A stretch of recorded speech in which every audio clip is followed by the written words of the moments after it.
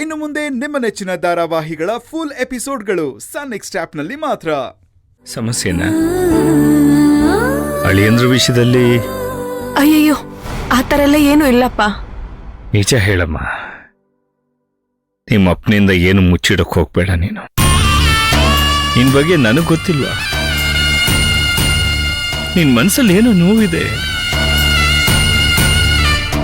ಅಳಿಯಂದ್ರು ನಿನ್ ಜೊತೆಗಿಲ್ಲ ಅಂತ ತಾನೇ? ನನಗೆಲ್ಲ ಅರ್ಥ ಆಗತ್ತಮ್ಮ. ಈ ಮಕ್ಕಳು ನೋಡ್ತಿದ್ರೆ ಈ ಜಾಗ ಬಿಟ್ಟು ಕದ್ಲೋಕೆ ಮನ್ಸು ಬರಲ್ಲ.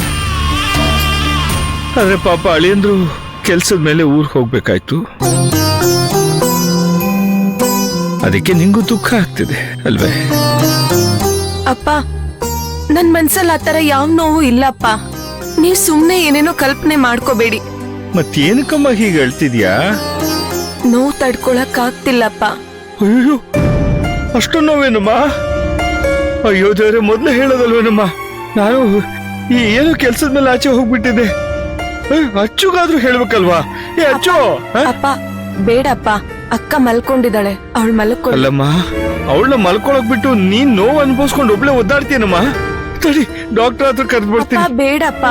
ಅಯ್ಯೋ, ನೀನ್ ಸುಮ್ನೆನಮ್ಮ, ಅಚ್ಚುನೇ ಎಬ್ಸೋದ್ ಬೇಡ ಅಂತೀಯ. ಈಗ ನೋವು ತಿನ್ಕೊಂಡು ಎಷ್ಟೊತ್ತಿರ್ತೀಯ?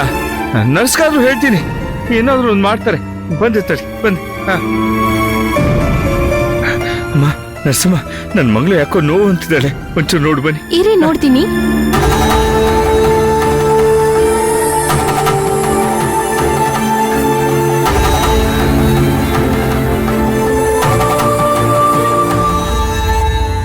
ಏನಾಗ್ತಿದೆ? ಲೈಟ್ ಆಗಿ ನೋವಾಗ್ತಿದೆ. ಇಲ್ಲಿ ನೋವಾಗ್ತಾ ಇದೆಯಾ? ಅಲ್ಲಲ್ಲ, ಇಲ್ಲಿ? ಅಲ್ಲೂ ಅಲ್ಲ, ಇಲ್ಲಿ?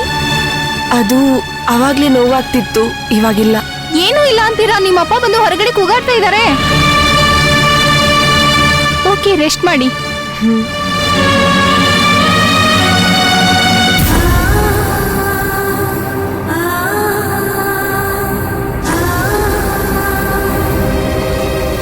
ಏನಮ್ಮ, ಏನಾದ್ರೂ ಔಷಧಿ ಕೊಡ್ತೀರಾ? ಇಲ್ಲ, ಅವ್ರಿಗೇನೂ ಆಗಿಲ್ಲ, ಆರಾಮಾಗೇ ಇದ್ದಾರೆ. ಅಲ್ಲಮ್ಮ, ಹೊಟ್ಟೆ ನೋವು ಅಂತ ಒದ್ದಾಡ್ತಾ ಅವ್ರ ಇದ್ದ. ಮನ್ಸಿಗೆ ಏನೋ ನೋವಾಗಿರ್ಬೇಕು, ನೀವು ಅದನ್ನು ವಿಚಾರಿಸ್ಕೊಳ್ಳಿ. ಅದನ್ ಬಿಟ್ಟು ಅವ್ರಿಗೇನೂ ಆಗಿಲ್ಲ.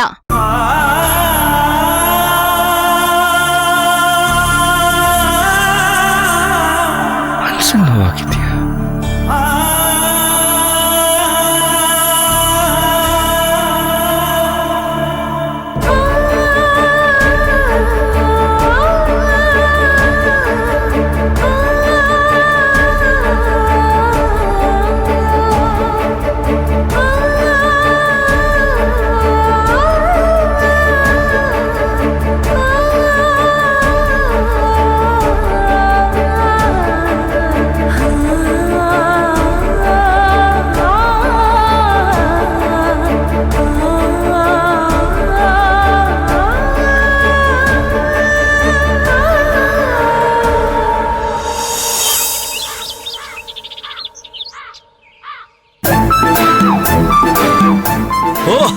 ಬನ್ನಿ ಸರ್, ಬನ್ನಿ ಕೂತ್ಕೊಳ್ಳಿ. ಏನು ಮನೆ ತನಕ ಬಂದ್ಬಿಟ್ರಿ? ಸರ್, ಆ ಗಾರ್ಮೆಂಟ್ಸ್ ಆರ್ಡರ್ ವಿಚಾರವಾಗಿ ವಿಜಯ್ ಹತ್ರ ಮಾತಾಡ್ಬೇಕಿತ್ತು. ಈಗ ನಾನೇ ಇನ್ಚಾರ್ಜು, ನನ್ನ ಹತ್ರನೇ ಮಾತಾಡ್ಬೋದಲ್ಲ? ಆಲ್ರೆಡಿ ಅವ್ರ ಹತ್ರ ಮಾತಾಡಿದ್ದೀನಿ, ಬೇಕು ಅಂದ್ರೆ ನಿಮ್ಗೂ ಹೇಳ್ತೀನಿ. ಈಗ ಏನು ವಿಜಯ್ ಹತ್ರ ನೀವು ಮಾತಾಡ್ಬೇಕು ಅಷ್ಟೇ ತಾನೆ? ಹೌದು ಸರ್. ಬನ್ನಿ. ಒಂದ್ ವಿಷಯ, ನಾನ್ ನಿಮ್ಮ ಹತ್ರ ಇಲ್ಲಿ ಮಾತಾಡಿದಿನ ಅವನ ಹತ್ರ ಹೇಳ್ಬೇಡಿ, ಅರ್ಥ ಆಯ್ತಾ? ಸರಿ ಸರ್, ಆಯ್ತು. ಬನ್ನಿ ಬನ್ನಿ. ವಿಜಯ್. ಓ ಸರ್, ಬನ್ನಿ ಸರ್. ಆರಾಮ್ ಸರ್, ಬನ್ನಿ ಕೂತ್ಕೊಳ್ಳಿ. ವಿಜಯ್ ಸಾರ್ ನನ್ನ ಹತ್ರನೇ ಮಾತಾಡ್ತೀನಿ ಅಂದ್ರು. ಅದೆಲ್ಲ ಸರಿ ಇಲ್ಲ, ವಿಜಿನೇ ಬಾಸು, ವಿಜಯ್ ಹತ್ರನೇ ಮಾತಾಡ್ಬೇಕು ಅಂತ ಕರ್ಕೊಂಬಂದೆ. ದೀಪು, ಒಂದ್ ಲೋಟ ಕಾಫಿ. ಹಾ ರೀ. ಹೇಳಿ ಸರ್, ಏನ್ ವಿಷಯ? ಏನ್ ಸರ್, ಮನೇಲೆ ಕುತ್ಕೊಂಡು ಗಾರ್ಮೆಂಟ್ ಕೆಲಸ ನಡೆಸೋ ತರ ಕಾಣಿಸ್ತಾ ಇದೆ? ಇಲ್ಲ ಸರ್, ಒಂದು ಇಂಪಾರ್ಟೆಂಟ್ ಲೆಕ್ಕಾಚಾರ ಮುಗಿಸೋದಿತ್ತು, ಅದೇ ಕೆಲಸ ಮಾಡ್ತಿದ್ದೆ ಅಷ್ಟೇನೆ. ಹೇಳಿ ಸರ್, ಏನ್ ವಿಷಯ? ಒಂದು ಅರ್ಜೆಂಟ್ ಕೆಲಸ ಸರ್. 5,000 ಕಾಟನ್ ಶರ್ಟ್ಸ್ನ ಹೊಲ್ಕೊಡ್ಬೇಕು. ಏನೂ ಮಿಸ್ಟೇಕ್ ಇಲ್ದಂಗೆ ಒಂದು 10 ದಿನದಲ್ಲಿ ಹೊಲ್ಕೊಡ್ಬೇಕು ಸರ್. 10 ದಿನದಲ್ಲ? ಹೌದು ಸರ್, 10 ದಿನದಲ್ಲಿ ಮುಗಿಸ್ಕೊಡ್ಲೇಬೇಕು ಸರ್. ಸರ್, ಈಗ ನಮ್ಮ ಗಾರ್ಮೆಂಟ್ಸ್ ಇರೋ ಪರಿಸ್ಥಿತಿಲಿ ತುಂಬಾನೇ ಕಷ್ಟ ಸರ್. ಇಲ್ಲ ಸರ್, ಹೇಗಾದ್ರೂ ಮುಗಿಸ್ಕೊಟ್ಬಿಡಿ. ಸರ್, ನೀವು ನಂಗೆ ರೆಗ್ಯುಲರ್ ಆಗಿ ಆರ್ಡರ್ ಕೊಡ್ತಾನೆ ಇರ್ತೀರಾ, ನಿಮ್ಗೆ ಗೊತ್ತಲ್ವಾ ಎಷ್ಟು ಟೈಟಾಗಿ ಕೆಲಸ ನಡೀತದೆ ನಮ್ಮ ಗಾರ್ಮೆಂಟ್ಸ್ ಅಲ್ಲಿ ಅಂತ. ಗೊತ್ತು ಸರ್, ಹಂಗಂತ ನಿಮ್ ಕೆಲ್ಸನ ಬೇರೆಯವ್ರು ಕೊಡಕ್ಕಾಗತ್ತೆ ಸರ್? ಓಟಿನಾದ್ರೂ ಮಾಡಿಸಿ ಹೇಗಾದ್ರೂ ಮುಗಿಸ್ಕೊಟ್ಬಿಡಿ ಸರ್. ಸರ್ ಈಗಾಗಲೇ 2 ವಾರದಿಂದ ಓಟಿನೇ ನಡೀತಾ ಇದೆ. ಸ್ಕೂಲ್ ಸೀಸನ್ ಬೇರೆ ಅಲ್ವಾ, ಆರ್ಡರ್ಗಳು ಜಾಸ್ತಿ ಇದೆ. ಈಗ ನಿಮ್ಮ ಆರ್ಡರ್ನ ಒಪ್ಕೊಂಡೆ ಅಂತ ಇಟ್ಕೊಳ್ಳಿ, ಕ್ವಾಲಿಟಿ ಮೇಂಟೈನ್ ಮಾಡೋಕ್ಕಾಗಲ್ಲ ಸರ್, ಹೆಸರಾಳಾಗ್ಬಿಡುತ್ತೆ. ಹಾಗಾದ್ರೆ ಇವಾಗ ಏನ್ ಸರ್ ಮಾಡೋದು? ಒಂದ್ ವಾರದಲ್ಲಿ ನಾನು ಆರ್ಡರ್ ಕಳಿಸ್ಬೇಕಲ್ವಾ? ಸರ್ ನಂಗೊಂದು ಐಡಿಯಾ ಬಂದಿದೆ. ಹೇಳಿ ಸರ್. ರೀ ತಗೊಳ್ಳಿ. ತೋಳ್ ಥ್ಯಾಂಕ್ ಯು ಸರ್. ಸರ್ ನನ್ನ ಜೊತೆ ನಮ್ಮ ಗಾರ್ಮೆಂಟ್ಸ್ ಅಲ್ಲಿ ನಮ್ಮ ಶೆಡ್ಯೂಲ್ ಕೆಲಸ ಮಾಡ್ತಿದ್ರು, ನೋಡಿದ್ದೀರಾ ಅಲ್ವಾ? ಹೌದು ಸರ್, ನೋಡಿದೀನಿ. ಅವ್ರೀಗ ಸಪ್ರೇಟ್ ಆಗಿ ಅವ್ರದೇ ಒಂದು ಗಾರ್ಮೆಂಟ್ ಶುರು ಮಾಡಿದ್ದಾರೆ. ನೀವು ಯಾಕೆ ನಿಮ್ಮ ಆರ್ಡರ್ನ ಡೈರೆಕ್ಟ್ ಆಗಿ ಅವ್ರಿಗೆ ಕೊಡಬಾರ್ದು? ಅಲ್ಲ ಸರ್, ಹೊಸಬ್ರ ಹತ್ರ ಹೇಗೆ? ಸರ್ ಅದು ಬೇರೆ ಗಾರ್ಮೆಂಟ್ಸ್ ಅಲ್ಲ, ನಮ್ಮ ಗಾರ್ಮೆಂಟ್ಸೇನೆ. ಅನುಕೂಲಕ್ಕೋಸ್ಕರ ಅವರು ಸಪ್ರೇಟ್ ಒಂದು ಯೂನಿಟ್ ಮಾಡ್ಕೊಂಡಿದ್ದಾರೆ ಅಷ್ಟೇನೆ. ಹಾಗಾದ್ರೆ ಒಂದು ಕೆಲಸ ಮಾಡಿಬಿಡಿ, ನಾನು ನಿಮಗೆ ನೇರವಾಗಿ ಆರ್ಡರ್ ಕೊಟ್ಬಿಡ್ತೀನಿ. ನೀವೇ ನೇರವಾಗಿ ಅವ್ರಿಗೆ ಒಪ್ಪಿಸ್ಬಿಡಿ. ನಿಮ್ಮ ಜವಾಬ್ದಾರಿ ಎಲ್ಲ ಮುಗಿಸ್ಕೊಟ್ಬಿಡಿ ನಮಗೆ. ಸರ್ ಅದ್ರ ಅವಶ್ಯಕತೆನೇ ಇಲ್ಲ ಸರ್, ಅದು ನಮ್ಮ ಗಾರ್ಮೆಂಟ್ಸೇನೆ. ಈಗ ನಮ್ಮ ಗಾರ್ಮೆಂಟ್ಸ್ ಅಲ್ಲಿ ಒಳ್ಳೆ ಕ್ವಾಲಿಟಿಲಿ ಟೈಮ್ ಸರಿಯಾಗಿ ಆರ್ಡರ್ ಮಾಡ್ಕೊಡ್ತಿದ್ವು, ಹಾಗೆ ಅಲ್ಲೂ ಮಾಡ್ಕೊಡ್ತಾರೆ. ಅದಕ್ಕೆ ನಾನು ಜವಾಬ್ದಾರಿ.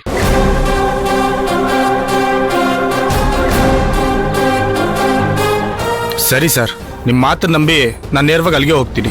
ಧಾರಾಳವಾಗಿ ಹೋಗ್ಬೋದು ಸರ್, ನಿಮ್ಗೇನು ತೊಂದರೆ ಆಗಲ್ಲ. Thank you so much. Okay sir. ನಿಮಿಷ ಇರಿ.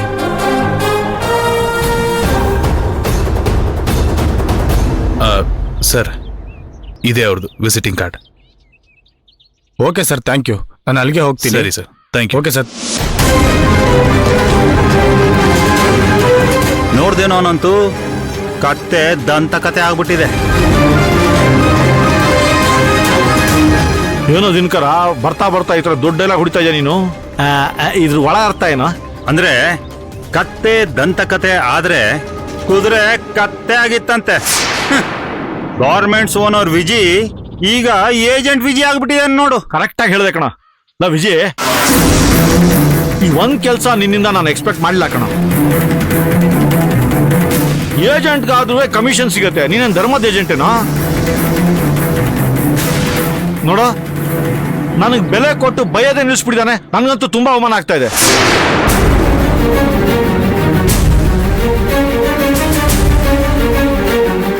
ಏಯ್, ಬೈಯೋದೇನೋ, ಕೊಲ್ಲೋ ತರ ಲುಕ್ ಕೊಡ್ತಾ ಇದ್ದಾನೆ. ಅಷ್ಟೇ ಸಾಕು, ನಡಿ. ಅಯ್ಯ,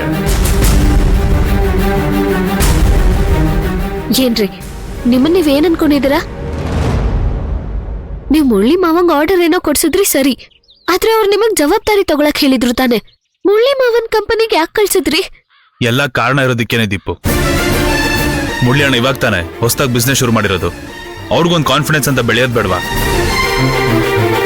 ಈ ತರ ಹೊರಗಿನ ಪಾರ್ಟಿ ಜೊತೆ ವ್ಯವಹಾರ ಮಾಡಿದ್ರೇನೆ ಅವ್ರ ಬಿಸ್ನೆಸ್ಗೂ ತುಂಬಾ ಒಳ್ಳೇದು. ಅಷ್ಟೇ ಅಲ್ಲ, ಈಗ ನೀವು ಆಡ್ತಾ ಇದೀರಲ್ಲ ಆಟ, ಇದು ಹಿಂಗೆ ಮುಂದುವರಿತಾ ಹೋದ್ರೆ ಒಂದಲ್ಲ ಒಂದಿನ ಮುಳ್ಳಿ ಅಣ್ಣಂಗೂ ನಂಗೂ ಯಾವುದೇ ಸಂಬಂಧ ಇಲ್ವೇನೋ ಅನ್ನೋ ಪರಿಸ್ಥಿತಿಗೆ ತಂದಿಡ್ತೀರ. ಅದ್ ನನಗೆ ಗೊತ್ತು. ಅಂತ ಪರಿಸ್ಥಿತಿ ಬಂದಾಗ ಪಾಪ ಮುಳ್ಳಿ ಅಣ್ಣ ನನ್ ಮೇಲೆ ಡಿಪೆಂಡ್ ಆಗ್ಬಾರ್ದಲ್ವಾ? ಅದಕ್ಕೆ ಈಗ್ಲಿಂದಾನೇ ಅವ್ರನ್ನ ಹೊರಗಡೆ ಪಾರ್ಟಿ ಜೊತೆ ಸೇರಿಸ್ಬಿಡ್ತಾ ಇದ್ದೀನಿ ಅಷ್ಟೇನೆ. ಯಾಕೆ ಸುಮ್ನಾಗ್ಬಿಟ್ರಿ? ಏನಿಲ್ಲ. ಏನು ಇಲ್ವಾ? ಏನೋ ಡೀಪ್ ಆಗಿ ಯೋಚನೆ ಮಾಡ್ತಾ ಇದ್ದಂಗಿತ್ತು. ಚಿತ್ರನ್ ನೋಡೋದಕ್ಕೆ ಹಾಸ್ಪಿಟ್ಲಿಗೆ ಕರ್ಕೊಂಡು ಹೋಗಿ. ಅಷ್ಟೇನಾ? ಸರಿ, ಗಾರ್ಮೆಂಟ್ಸ್ ಇಂದ ಬಂದು ಕರ್ಕೊಂಡು ಹೋಗ್ತೀನಿ. ಸಂಜೆ ರೆಡಿ ಆಗಿರು. ಬೇಡ, ಇವಾಗ್ಲೇ ನನ್ನ ಕರ್ಕೊಂಡು ಹೋಗಿ. ಈಗ್ಲೇ? ಏನಕ್ಕೆ? ಆ ರಾಕ್ಷಸಿ ಮಧ್ಯಾಹ್ನದ ಊಟಕ್ಕೆ ಮನೆಗೆ ಹೋಗ್ತಾಳೆ.